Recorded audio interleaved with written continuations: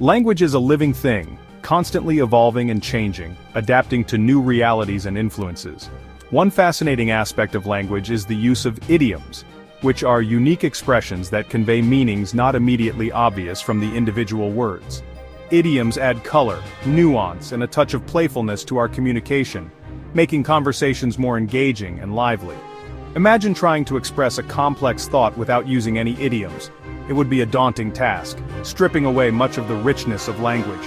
It would be like painting a picture with only black and white possible, but lacking the vibrancy and depth that colors provide, making it less impactful.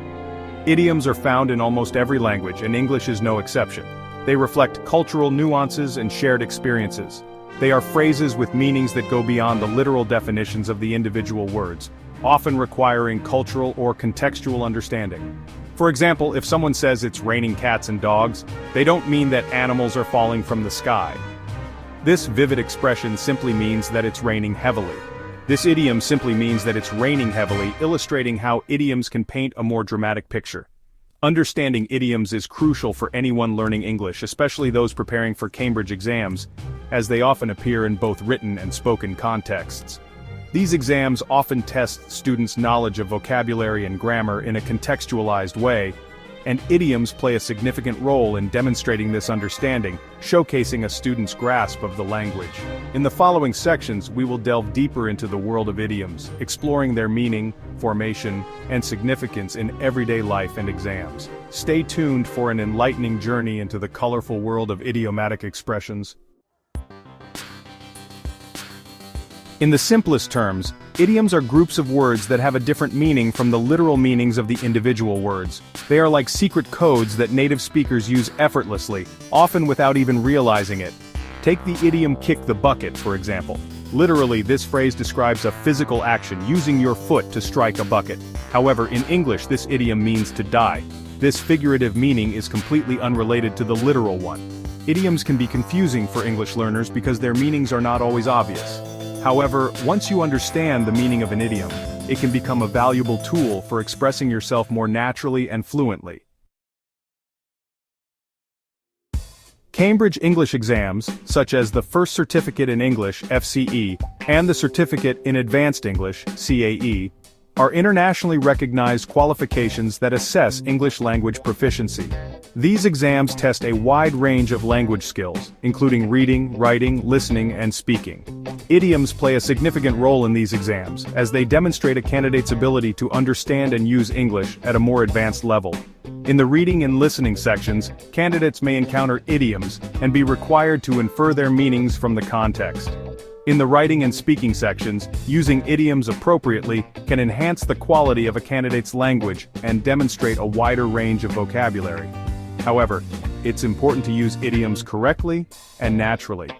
Using an idiom incorrectly or in the wrong context can have the opposite effect, making the language sound forced or unnatural. How do idioms come into being? It's a fascinating process that often reflects the history, culture, and even the sense of humor of a language.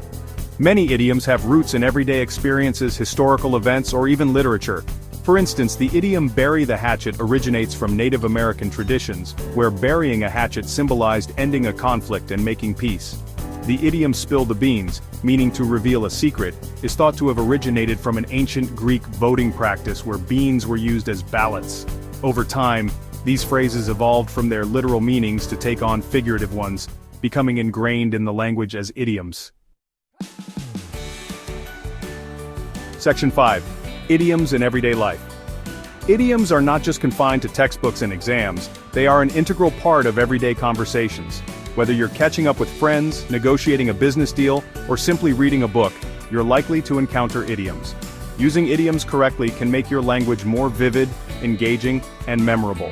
They can also help you connect with native speakers on a deeper level, as they reflect shared cultural understanding and humor. However, it's important to remember that idioms are often informal and may not be appropriate for all situations. Using an idiom in a formal essay or a job interview, for instance, could be misconstrued as unprofessional. Section 6. Exploring common idioms. Let's take a closer look at some common idioms and their meanings.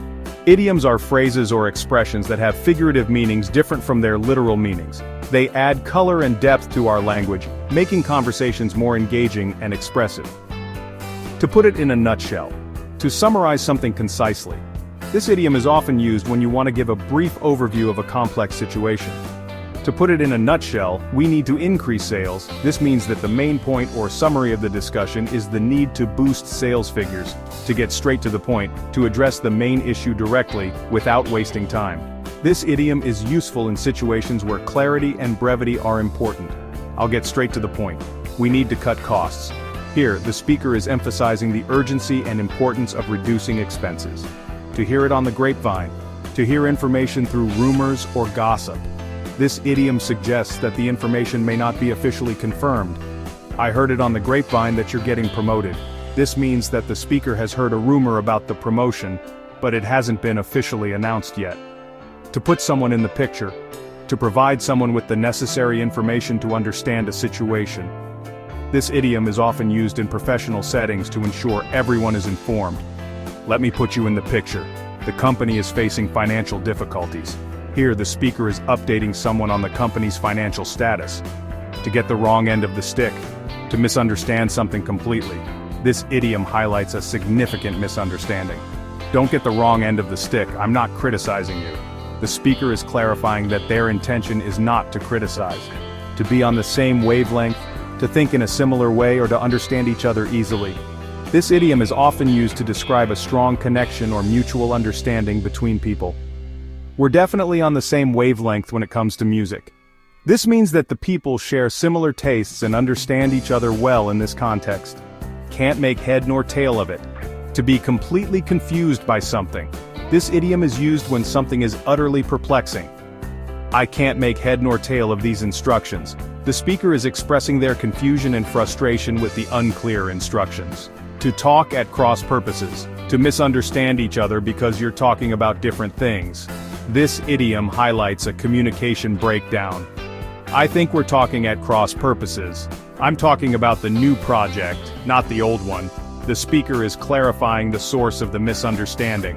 To beat about the bush. To avoid talking about something directly. This idiom is often used when someone is being evasive. Stop beating about the bush and tell me what you really think. The speaker is urging the other person to be direct and honest. To get it straight from the horse's mouth. To hear information directly from the source. This idiom emphasizes the reliability of the information. I got it straight from the horse's mouth. The company is being sold. The speaker is indicating that the information about the sale is directly from a reliable source. To be like talking to a brick wall, to try to communicate with someone who is unresponsive or unwilling to listen. This idiom conveys the frustration of being ignored. Trying to reason with him is like talking to a brick wall. The speaker is expressing their frustration with the unresponsive person. To keep someone in the loop, to keep someone informed about a situation. This idiom is often used in professional settings to ensure everyone is updated. Keep me in the loop about any developments. The speaker is requesting to be kept informed about any new information or changes. These are just a few examples of the many idioms used in English. Idioms enrich our language and make it more vibrant and interesting. As you continue learning the language, you'll encounter countless others, each adding its own unique flavor to your vocabulary. Embracing idioms can greatly enhance your communication skills and help you connect more deeply with native speakers. Section 7. The importance of context. Understanding the meaning of an idiom is just one part of the puzzle. To use idioms effectively, it's crucial to understand the context in which they are used. Idioms can have different connotations depending on the situation, the speaker's tone of voice, and the relationship between the speaker and the listener. For example, the idiom piece of cake can have different meanings depending on the context. If someone says the exam was a piece of cake, they mean it was very easy. However, if someone says don't worry, it's a piece of cake, when referring to a challenging task, they are trying to be encouraging and reassuring. Paying attention to the context and the speaker's intention is essential for interpreting idioms correctly and using them appropriately. Section 8. Mastering idioms. Tips and tricks. Learning idioms can seem daunting, but it doesn't have to be. With the right approach, you can make the process enjoyable and effective. Here are some tips to help you master these colorful expressions and make them a natural part of your vocabulary. Read widely. The more you read, the more idioms you'll encounter. Books, articles, and even comics can be great sources. Pay attention to how they are used in context. This will help you understand their meanings and nuances better. Listen actively. Pay attention to how native speakers use idioms in conversations, movies, and TV shows. This will help you grasp their practical usage. Use a dictionary or idiom website. There are many resources available that provide definitions and examples of idioms. Make use of them to expand your knowledge. Practice, practice, practice. The more you use idioms, the more natural they will become. Try incorporating them into your daily conversations. Don't be afraid to ask. If you're unsure about the meaning of an idiom, don't hesitate to ask a native speaker or a teacher for clarification. It's a great way to learn. Learning idioms is an ongoing process, but it's a rewarding one. Each new idiom you learn is a step forward in mastering the language. By expanding your knowledge of idioms, you'll not only enhance your understanding of the English language but also gain a deeper appreciation for its richness and complexity. Keep exploring and enjoy the journey.